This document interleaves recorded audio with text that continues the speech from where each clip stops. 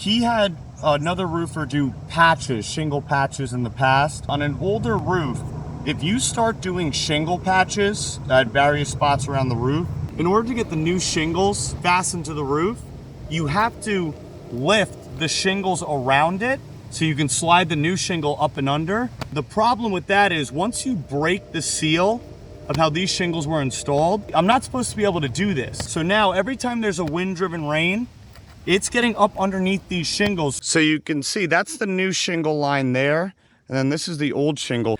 What they did is they pulled the shingle up over the nail that was holding it to the decking. Now it's not fastened to anything, so it literally just starts slipping out from the shingle underneath it or over it. Everywhere where there's a patch, 1, 2, 3, the shingles around it are either completely unadhered or they're sliding out entirely. You don't want to start doing a million patches all over the place because you could be making the shingles around the patch worse. The roofer that comes in and says, oh, the roof's 25, 30 years old, but I can patch it, no problem.